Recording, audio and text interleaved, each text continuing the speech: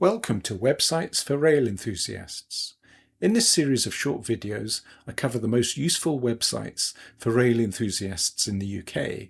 The sites all relate to old railways in Great Britain. I'm not involved in the running of any of the websites featured. I just wanted to highlight them and encourage enthusiasts to explore the riches they have to offer. In this video, I focus on the old maps available on the National Libraries of Scotland website at maps.nls.uk.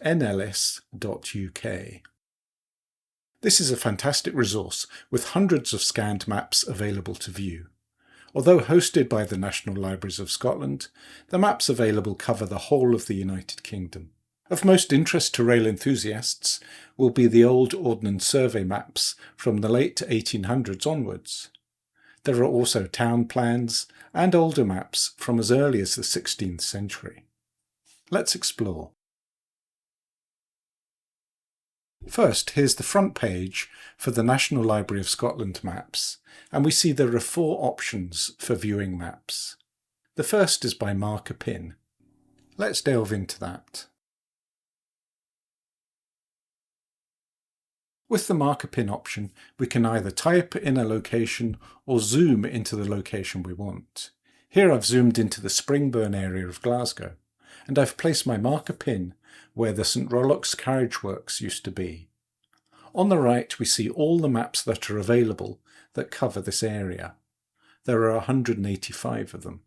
I'm going to scroll through some of these and select one to view. I've picked the map by Peter Fleming, published in 1820, but surveyed some decades before. By this time we see the Monkland Canal, but little else in the area.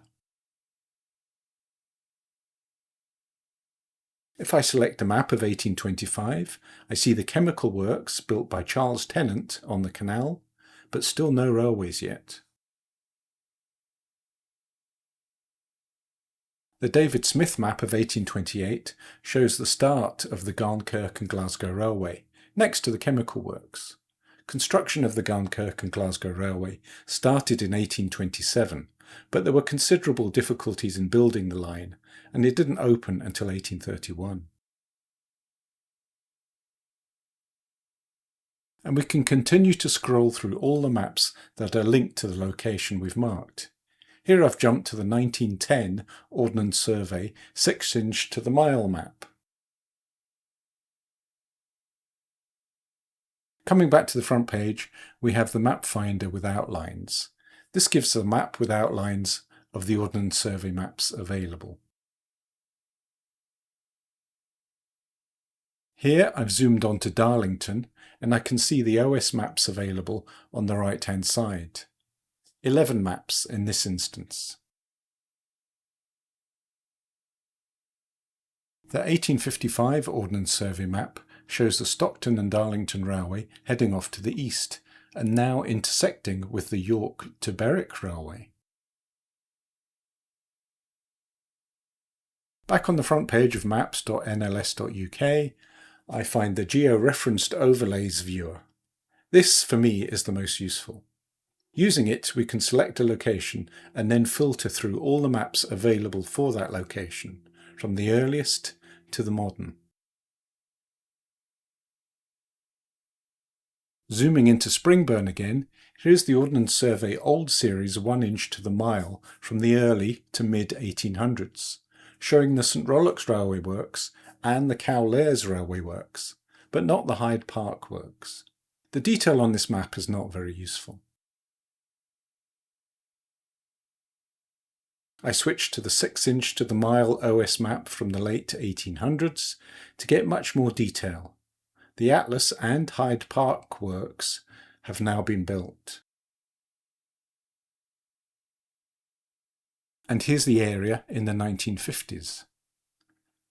There are plenty of other layers to choose from, and it's worth your time exploring an area through the decades with the maps available. It's often useful to compare a location as it is today with what it was in the past, and that brings us to the side-by-side viewer, which, as the name suggests, allows us to view different maps of the same location side by side. Here on the left we see the 6-inch to 1 mile Ordnance Survey map from the late 1800s, showing the Atlas Railway Works next to the Barony Poorhouse. On the right we have the modern aerial view. The Atlas Works is now a business park, and the Poorhouse is replaced by modern housing. The National Library of Scotland maps are a fabulous resource, but they are not the only maps I want to cover in this video.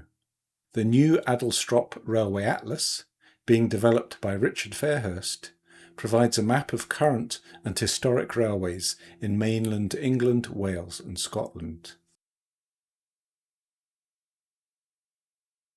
Here is an extract from the map covering Penrith, Bishop Auckland, Darlington to Hartlepool and Middlesbrough. To my mind, the map is not as useful as railmaponline.com, which I've covered in a previous video, but it is a useful resource. Finally, we come to allthestations.co.uk. All the Stations was a project led by Vicky Pope and Jeff Marshall to visit all the railway stations in Great Britain, Ireland and Northern Ireland. The site hosts videos of their adventures as well as the map with basic information about each railway station. Here is a close-up of the Darlington, Stockton and Middlesbrough section of the map. And with that, I bring this video to a close. Thank you for watching. Check out my other short videos on websites for rail enthusiasts. Goodbye.